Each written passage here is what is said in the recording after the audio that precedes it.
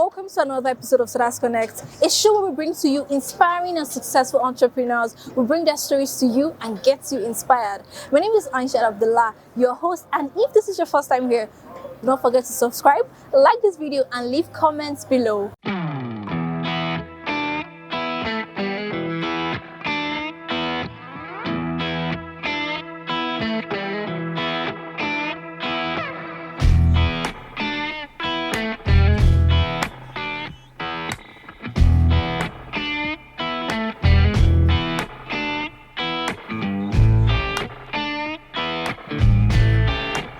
So now, our guest today is not just a chef.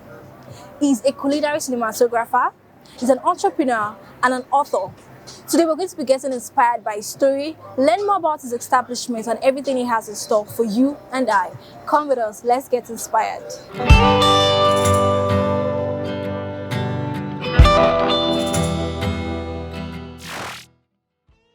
The answer to who is Chef Stone always takes me back to why and when I started all this, which was 20 odd years ago.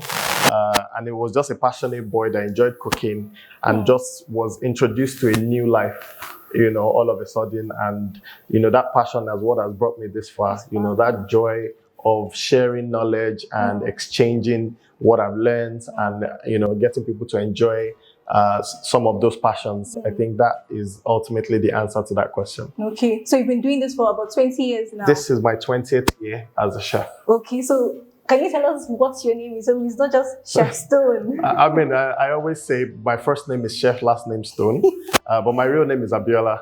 Oh, nice. Yes. So when you're growing up, sometimes the father or the mother could be like, no, you should not be in the kitchen. Why should you be cooking? You're a guy and all of that. I know, like most households, I actually faced a lot of that. Ultimately, the battle was to convince them that, look, there's actually a career in this. You can be a chef as a guy and you can do very well. And I think my parents are now quite proud of how far I've come. Yes. All right, I think we can proceed. Yes, we can. So this is our reception. Some of the chefs that train. Okay. So they train other students in different courses. So as you can see, like the alumnus of the culinary school. Yes, some of them are trained from Red Dish and they ended up becoming also instructors as well. Okay. Yes. Okay, nice. All right. So sorry, guys. Aside from being Chef Stone, there are a lot of things that you do aside from cooking and being an instructor and being a culinary cinematographer. So can you tell us the other things that you do that I might not be mentioning? Yes, I'm also I also do consultancy. So when restaurants want to open, they call me in to help them build the kitchen, to train their staff, to do menu development for them, stuff like that. Yes. So the business parts, yes. would you pick money over passion, or would you say the money comes first? In our economy now, money is very important, no doubt. Yes. But I think if you focus on money too much, you get lost in the system. So you've got to balance it. A little bit of passion, a lot of passion, and you need to make good money. Yes, because I feel the challenges sometimes could make you want to give up, but when you're passionate, that's the driving force. I mean, the culinary school especially is not the most profitable part of the business because we spend a lot of money to train throughout the year. If someone pays a fee for a year, you have to train them the entire year, and ingredients will go up while you're training them. Diesel has gone up in the time that you collected money and that, so you can't tell them bring more money. So the training part is not so great when it comes to profit, but the passion of knowing that my students will end up, some of them have ended up in the UK, in the US, in Dubai, and I'm so proud of them. That keeps me going, that you know what, let's just keep training. So this is our kitchen. This is our baking and pastry kitchen. Hello. How are you doing? Interesting. Okay, they are coming with the one that's I'm not a pro, so I'm going to definitely say all right, so can we get cutlery for her to taste? Please keep it down. So this is a lava cake, with stuffed with a pastry cream, ginger pastry cream. Thank you. So basically, hard outside, soft inside. So if it's not good, please tell us on national TV. It's really nice. Well done, well done, well done. Oh, that is really, really This nice. one- Oh, This one is made from agbalumo. What cherry. Yes. All right, so this is choux pastry with an agbalumo mousse filling. So I'm going to be taking agbalumo, but you know. Fancy agbalumo. Yes. Again, if it's terrible, let us know. Can you taste the agbalumo? Have some of the cream. Yes.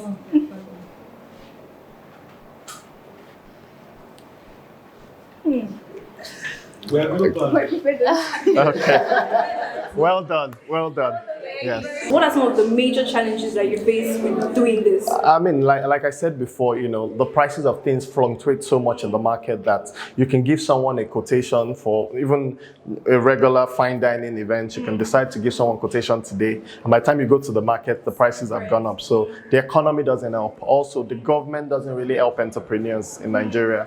There is no support plan for us. They mention the ease of doing business, but there's no ease of doing business. What are some of the things that we should be expecting from Chef Stone? And what are some of the plans you have for the establishments in 5 to 10 years to come? Okay, I mean, the plan is to grow it beyond the shores of Nigeria and then move into Africa because we're very Pan-African. Yeah. So the idea is to go from this and make it accessible to more of the African countries because, again, in West Africa, this school is actually the biggest culinary school in West Africa. So if we can take it to other parts of Africa and build especially on our cuisine, export it and, take from other countries as well. Yes. That would be really good. Okay. Yes. So if Chef Stone is not working or thinking of a new recipe, Yes. What is Chef Stone doing? How do you relax when you're not working? I work almost 24/7.